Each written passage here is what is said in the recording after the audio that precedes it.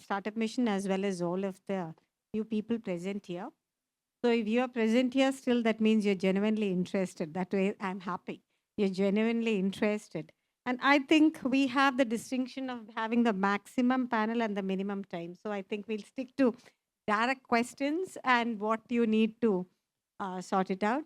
We have a very interesting panel here, I would say, because here, this is a startup mission. We have two, three very innovative people who have set up startups to promote a circular economy. And we have another person who's into integrating startups and all things into the planning, urban planning process of one of the biggest cities in Kerala. So we have a right combo here. And I'll just to start off with just 1 minute, I'll just say we have a very, very interesting. I was very happy on noticing this session. That is a session on circular economy. Because if you take nature, and all the cycles we have been studying, all of us have been studying in school, that all natural systems are circular. You take the water cycle, you take the carbon cycle, everything is circular. But unfortunately, somewhere we lost that circularity. And now we have a world which is a linear model. We take resources from nature, we make, we throw it away. And we are responsible, all of us are responsible for creating the crisis that we are in, the crisis of climate change, the crisis of pollution, as well as all the things that are happening now. So I think it's each of you sitting here, at least a few youngsters, few oldies, all of us have a role to play either as a manufacturer or as a startup enabler or as a consumer to adopt the policy, the principles of circularity. That is why I said I was very happy to see this session in this particular festival and at least a few people sitting here. So without much delay, let me straight away, I will not ask each of them to tell their stories. I'll just ask a very few critical questions that I've been wanting to ask them as a person who is, I have faced a lot of issues in promoting circularity. I have a small startup which upcycles the tailoring excess of Kochi into useful products, and we have two, three very innovative startups here. So let me start. Lakshmi has mandated that I ask her the last, so I'll leave that. I'll start with our Akri Balraj itself. It's I think your app has the biggest potential for promoting circularity, okay, especially for ensuring that resources remain in a circular loop. And how far do you think that your app has been successful in promoting a circular economy in our Kerala? Circular economy, very interesting to talk about, but at the same time very difficult to implement. We started our journey with a simple concept, with a simple application where people can dispose of their waste and we can channelize it to the right people, those who can either find a resource in it or energy can be recovered from it. So when we started, there were very few people who adopted the change, but we continued our efforts, and now we have a family of 1 lakh plus people. Those who are disposing of, people are changing their mindset. Definitely, things are growing, and so we can expect that in near future, in Pan Kerala, we'll be having our system to work upon. So I think I'll ask him itself two questions because it'll help us to recollect. One thing I always wanted to ask is, when you are recycling, collecting waste and recycling, there are certain components which are easier to recycle, with certain components which are very, very difficult. And I think that is a very important pointer for everybody. So what would you say are easy and what is very difficult? See, we categorize them into mainly paper, plastic, metals. So from domestic sector, people keep the paper, raddi, and all these metals separately. But what happens with the plastic waste? That is a very crucial element. that is most of the time contaminated. Like, just a simple example, that milk packet, it can be recycled, but if you wash it, clean it, and then dispose it off, it can be taken into the value chain. But when you throw it just like that, it is contaminated and can't be put into the value chain. Reason being, to clean it at a bigger level, it is going to require a bigger cost. And the manufacturer, if they getting the recycled raw material at a higher cost than the virgin material, they won't go for that. So the biggest challenge in recycling industry, that if the source segregation is happening, it is working. Otherwise, if we cannot do the source segregation, it is very difficult to do that on a later stage, because it's cost exhaustive. And then this entire resource goes to either landfill or the waste to energy plant. So we lose the raw material for the recyclers.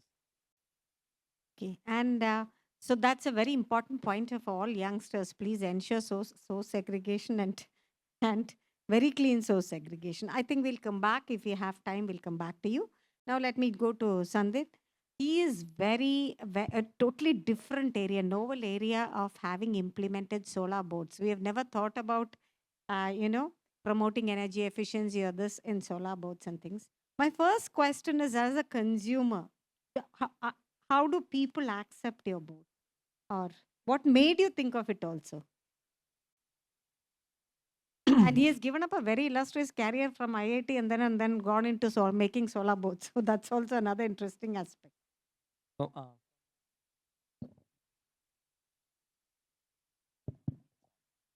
so from an acceptance point of view, clearly once you experience a solar board versus a diesel board, it's a no-brainer that you have a much better experience in terms of no noise, vibration, smell of fuel, then being much more spacious because you tend to have the boat larger to accommodate solar panels. So it's much more spacious and less crammed experience. So there is no doubt that the boats are far better. So the challenge always is, can it be cheaper for adoption? Sustainability, the reality is, unless it is economically viable, people will not go for it. Even if you say you have a green product, a consumer will buy only if it is cheaper for them. When I say cheaper, it doesn't mean initial cost. It means the total life cycle cost. You may end up paying maybe 20% more, but in the entire life cycle, it may be half the cost of a diesel boat. That is a difficulty in making a sustainable solution. And that's where we were trying in the initial days to get to the right application. So we started experimenting in smaller tourism boat, fishing boat, all that. Technologically it works, but the economics didn't work. So at least 2-3 years, we then had to reach the public transport space and the larger ferry boats to really crack the economics. And that is the way to get sustainability into traction. Else you are dependent on subsidy, grant, and other things. So if you have to really scale sustainable product, you have to get the economics first. And that is where we have tried to achieve the application of public transport. So when we did 7 years, 8 years back, now Aditya is in operation 8 years. Then public transport was a space where it could do or achieve. But now that the solar panel, battery prices all have come down, it has opened up in many more applications, like tourism boards. Now, the last, for instance, what we are doing this year, that is, the number of boats is as much as what we did in the last 8 years. Suddenly, new markets and new applications have opened up. And then fishing, everything will come up. So the journey was to figure out what is the right application for the economics to work. And that is what we could do in the solar ferry, and now we continue to do in other applications in the marine transport. And I've heard that in his boat, if a customer, they have his boat, another boat, customers generally prefer his boat because it's silent, less polluting, and more spacious. So, how long did it take for you to break through? That's a very important point. When somebody is venturing into a sustainability startup, they have to know that it's a long haul ahead. So how long did it take? Uh, they're all young crowd. Startups are always tough. Only 10% will succeed. What we tend to see are the people who cross that path. You don't see that 90% who have failed. It's a tough journey. Hardware startup is even tougher. So, like what I meant was software is relatively easy, but hardware startup is a longer haul. Get that product market fit to realize that what is the right product that will really make the economics is a long journey. Uh, Coming from as an engineering background, we are at a disadvantage sometimes. We tend to think function, feature, spec. Reality is what value customer will get. That is what we tend to think. I have learned the hard way to find that. Sometimes people can learn the from others' mistakes and go to the right way of that, getting the correct value proposition. Thank you. Now I think I'll move on to Dr. Rajan. We'll come back after this for this. So Dr. Rajan is a director of CHEAD, and plays a vital role in, you know, urban planning for Kochi city, and we are all in Kochi. So how do you think that you really are able to include the circular economy principles into your urban planning? And are the elected representatives, everyone, the local people, what challenges? If yes, how have you done it? If no, what are the challenges? It's quite a tough thing to answer. In the sense, like circular economy is something which is quite new in the uh, urban administration or urban governance system, and it is certainly not cost effective. And for example, like bringing water from Aluve and Muatura, two sources for Kochi, it's quite expensive. But if you have to go to nature-based solution, in the sense like water harvesting, getting it from the potable sources within the city, it would consume some time and more money for a short period. And nobody is ready to or willing to wait for that breakthrough before you make through, sort of a thing. So we need to do a lot of advocacy. We need to really educate the people. In our kind of a functional democracy, people's opinion really matters in the sense, like, that is what reflects through the policymakers, the councillors. So it's not there much, but then we've been trying in every gamut of or urban governance and urban management. For instance, metro rail, Kochi, you all know that 80% of the privately owned and privately operated vehicle take only 20% of the commuters or passengers. And 20% of the public transport take the 80%. And we got to really bridge that gap. Who will bridge that gap? And Kochi Metro plays an important role in the sense, like, through the water metro, water metro, and feeder services, and electric auto, and now, like, many people don't use their private vehicles, but circular economy works only when we stop buying private vehicles. When will we reach over there? It's a tough walk. Are you ready? We'll have to be ready. And then we'll have to have solutions. I think young minds should come up, startups should come up to support circular economy idea and concept. And I hope that would happen sooner than later. Then we can have better livability and sustainability for the city. Yeah. Yeah, today morning, I was very happy to see when coming here, Kochi Metro feeder service from HMT this to here, but the bus was full. So I think that means that more and more, I remember a time when Kochi Metro started, there were hardly any people there. But now it is practically, it's very, very, because your feeder system, your, connecting everything has really worked. So yeah, that's true. Now we come to a very interesting person. I think Lakshmi is known to everybody for her Choikutti dolls. And I like her Chulala better. Chulala എന്ന് പറഞ്ഞാൽ കുറേ സ്ത്രീകളെ കൊണ്ട് ഈർക്കല Chulundaki she's able to, if she's able to market that, I think her marketing skills are, all of you should make use of her services in marketing. So her, that I think, and she's a good designer also, very great designer. So, and during the COVID, I think from the leftovers of the cutting waste of masks, she made Shayyan or beds for the, and she was this. So my question to you, Lakshmi, is you've been very successful in getting opportunities for recycling, upcycling, livelihood during disasters. How do you come out? Disasters are a time when everybody is frozen, and how do you come out with such ideas? And yeah. Thank you for the kind words, Paul. So I think I've read somewhere that Chinese, they when they write crisis, they have like two strokes.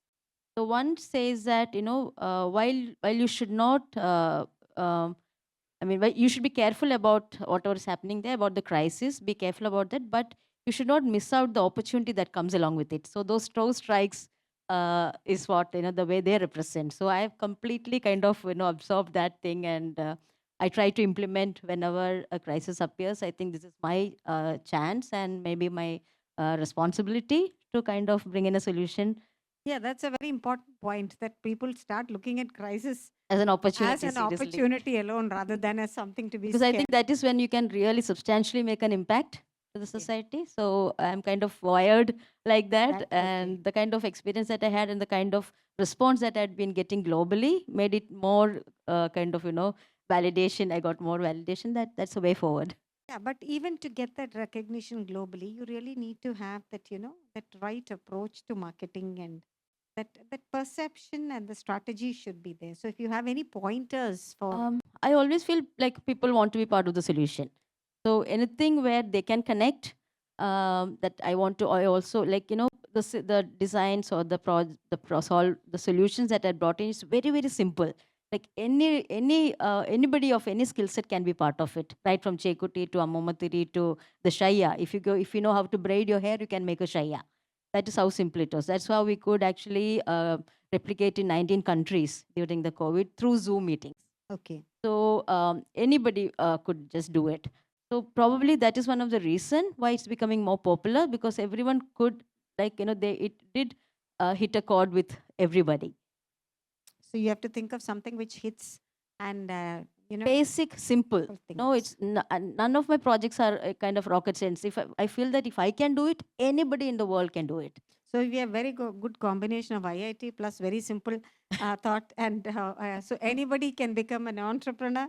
So I have a lot of questions, because it's very rarely that I get such an opportunity to interact with a lot of people working, and because I myself face this issue of what policy changes, because when we all go in for a social entrepreneurship, it's nice to come and sit on a podium and say, I'm doing a social entrepreneurship, I'm doing something good, but ultimately it's money that matters, and you have to make it sustainable. So making something sustainable is not easy. Okay, so, and the people's perception, the consumer's perception is, if Acri app is there, Acri app is supposed to solve the entire waste management issue, and my my role is minimum. So have you faced any such problems in getting people to pay, or whatever it is, or in trying to have you ever, sometimes they just call you and tell you all sorts of, scold you also for not doing it, because they expect that waste is your responsibility, their waste is your responsibility. Have you ever faced such situations? Yeah, actually, we have made this tagline now: "Your waste our responsibility," because people are not ready to take that. Uh, I'll just start with the when we started the sanitary waste management, we went to multiple municipalities that there is a gap.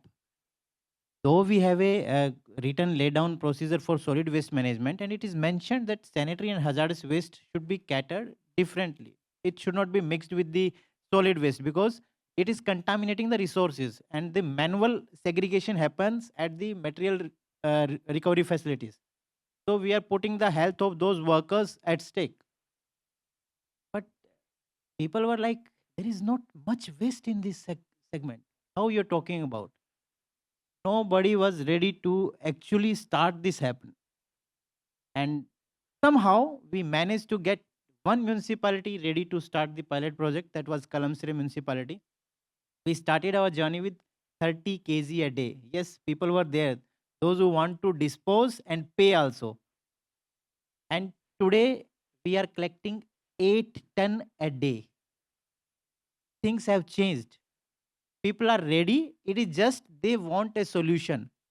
And moreover, wherever we went for the policy framework and all, everybody was like, there is no policy for such kind of thing. We wanted approvals because we want to be legitimate. Tomorrow, someone should not ask us, how come you are doing it? What regulation you are following? So there is no such regulation, but still we follow BMW 2016, SWM 2016, so that people do not ask question why you are doing it without any regulation. Policy for this kind of waste still has to come on a proper way, because for the medical waste, hospitals are catered, there is lay down procedure. But imagine if someone has a patient at home, who will take that waste? There is no lay down regulation for that. There was a story covered by one of the social media handle reporter, and they report the news.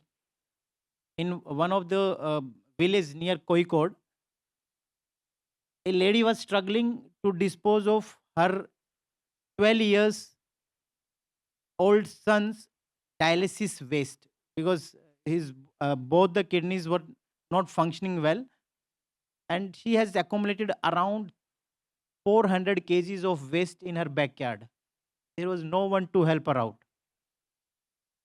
She has approached the Gram Panchayat people. Somehow this news reached to us and we could help her. But there are so many people struggling to handle such kind of waste. So they want to dispose responsibility, but there is no solution, and they are forced to throw such waste either in our water body or in the landfill or somewhere where nobody is looking at. So definitely we have lot to do in the policy framework so that this kind of waste can actually be put into the regular cycle. And how the Kochi Corporation got agreed to do it? Because of the Brahmapuram fire. Brahmapuram fire, after that, the investigation was done, and the finding was that a lot of medical waste kind of stuff was put in there, which was generating greenhouse gases, methane gas, which is highly inflammable. And that is how they understood that yes, there is a waste and it needs to be channelized to the proper facility. Now, Kerala even struggle with the disposal facility. We have only 2 CBWTF in Kerala, and only one was having the space to cater this waste. That was Kerala Enviro Infra Limited. And they were running in losses because they were not having waste. The medical waste which was coming to them, it was hardly 4 to 5 tons. But now they are struggling because they are receiving more than their capacity because of us. And more facilities like this we require in Kerala to handle this kind of waste. With our traceability, data collection, and everything which we have been providing to Swita Mission, in Vruti, they have been able to tell that 100 tons of waste is generated daily in this segment. Now we can imagine that this waste is going into the landfills only because it can't be handled in another way. So yes, there are challenges. Yeah, I agree. And the challenge is going to be bigger with aging Kerala going in for an aging society. And I think waste management is one of the biggest challenges that the entire state is facing at present. I agree 100%. So let's hope, wish you all the best. And now, Thank you. Sandit, I just want to ask you a question. In our any entrepreneurial journey, there'll be more "Ayyo, why did I ever start this?" points. And there will be one point sometime, hopefully, now that you've succeeded, one point where, good, I start. Can you just say, brief us on those "Ayyo" points and the, I'm happy I started this point. So any startup will have their own struggle for sure. So for us, it was when we set out the journey to build India's first solar ferry. If I focus on that, so obviously since there is no public transport, such boards existing, at least in this part of the world. So there were people who are spearheading the campaign to claim that such boats will never run. If it runs, it will meet with accident. All those things. It was not just the technical emails and all sent to various people. It also was vigilance officers where I had to sit across the police officers to explain the boat will run versus the opinion that it may not. We also had writ petition filed in High Court, etc. These are now I can say on a very light-hearted way. So, but those 2 years for us was really struggle. So until the boat took its first trial, we had so it was not just one day or one week. It was that whole period we had this issue. So the day we did our first trials, and then Transport Minister Shashindran sir participated. That is when we, at least I could exclaim what you said. We achieved what we set out. Yeah, good. Good to see that you at least are had that point. Good point. Now coming to Dr. Rajan, I think we are running short of time. Combining with what Balraj was saying, we know that Kochi is facing a solid waste management issue, but Brahmapuram, after the fire, I think Kochi Corporation has taken very solid steps to promote a circular economy and things like that. And this is a right time, I think, where we rope in the entire public community to participate and make that, because all of us also have a role to play. Can you just elaborate on what is happening there and what steps is happening at Brahmapuram to promote a circular economy? I'm not supposed to be talking a lot much about Brahmapuram. And first of all, like almost 80% of the legacy waste has already been treated, and it is one of the biggest circularity effort happening in the state, and in the sense that like you have a lot of byproducts being used. Now you have a lot of metal and other usable items transported to various companies and factories, and they are recycled now. So by default, a circularity is in action over. That's the biggest, the positive side of the whole thing happening over there. And now, like we are planting a lot of trees over there. I mean, And you're planning a very big biogas plant there. biogas plant as well, like trees over there, and entertainment zone within that Brahmapuram, that 110 acres of land. And we have prepared a master plan that is, it's all is going under the guidance of the master plan. It's a master plan which we are strictly adhering to. And soon we will have good news from Brahmapuram, and it's going to be one of the managed waste management place in the country. But having said this, I think like there is a lot of need to kind of come up with small. That is what I yeah. was just going to say, that we also have small units, I think, which are not getting the recognition that it deserves. For yeah. instance, the market that you have. Yeah. So we have like we now started having a lot of what you call waste compositors. For 1 ton waste, you treat that for we generate almost like 1 ton waste from 1 ward.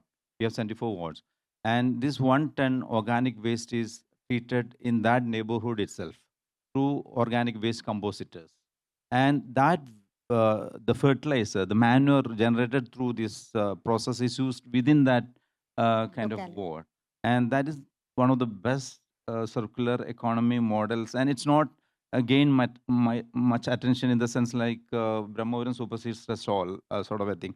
And we have now at Kalur, and not only in that neighborhood, like we have almost like 50 open spaces parks within the city, and we use fertilizer or manure from these organic waste compositors to these parks. So it's like a real circularity is happening, the real circular economy model working over there. And there is another model that is like Elamakuram school, like we are treating the wastewater and from the toilet waste. It's like toilet waste water from the toilet waste, and using it for the plants over there. It's a bold step in the sense like any foul odor, any smell would have invited a lot of negative reactions. But we took that bold step, and it's been working for the last 1.5 years without any complaint. And then we made that school 100% solar run. The first school in the state which is fully solar run. So there are a lot of sustainable and circular economy with models working within the city in a pilot form. And I'm sure, but we always lack kind of technology support and support of the people with real know-how and who can come and handhold. And normally people don't come and work with the public institutions. They always have what not good kind of Perception. experiences. So I think I invite you all to come and handhold so that we can make the change that we want to really see. I think you should come forward, and it's a time to collaborate. It's not the time to criticize. Let's come and collaborate and make the change that we want to see. Thank you. And finally, just one question to Lakshmi also.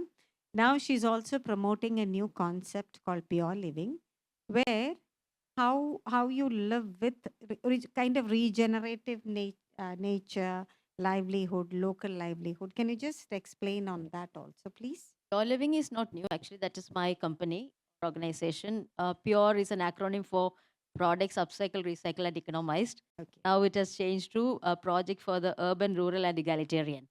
So the current project that I've taken up, it's in Wagaman, around 1,500 acres of tea plantation and a few dilapidated structures and colonial structures. So it's a major placemaking initiative. And it's called Chai at Wagaman, where Chai stands for Community Heritage, Art, and Innovation. Okay. So we are trying to kind of, reimagine, repurpose that underutilized a space to kind of bring in cultural restoration, empower the local community over there. So trying to be a bridge between, the rural and the urban. And it's a platform where it's a paradise for the travelers. And everything is about AI now, but we kind of slightly different. It's creative, human, actual intelligence sort of, a platform where people can be disconnected from their gadgets and all that, and be one with nature, and an avenue where you can actually give back to society in a major way. Okay. So I think our time is up, and I'm very happy that I'll stick to time, because as a teacher, there's nothing in this world more than boring people with too much of talk. So we'll stop to that. And as a conclusion, I'll just say she's just talked about regeneration. Dr. Rajan has talked about really opportunities for everyone to collaborate together. And I think Balraj was also saying that. And Sandeep has given a beautiful, the difficulties and travails, but still you have to persist and you come out successful. And coming as a conclusion, I'll just say circular economy, we all, as I started, we all learned the 3 R's: reduce, reuse, and recycle. But I think now they are also expanding to 6 R's. They are also talking about repair. Repair we had in our earlier this. Refuse. But now repair, refurbish, remanufacture, regenerate. So many. Refuse is already there. Refuse and reduce is already there. That is already there. But that is where a lot of opportunities come in. You have opportunities for repair. You have opportunities for repurposing. She's talked about repurposing the places or regenerating the places. Reimagining. Now we have Dr. Rajan and both the Akriap, Balraj also talking about, recycling, repurposing our waste as a resource, and collaboration for everyone. So let us hope that this, with this tone, at least a few will come in, either to collaborate with Cochin Corporation or with Akri or with Pure Living, and I certainly intend to travel in that solar boat to experience that. You'll feel happy that you are not polluting the waters, because polluting waters means you are finally ending up eating a fish which has oil and all kinds of this in it. So I think, thank you so much. Each of you have made your own contribution. And thank you so much, Startup Mission, for giving us this opportunity.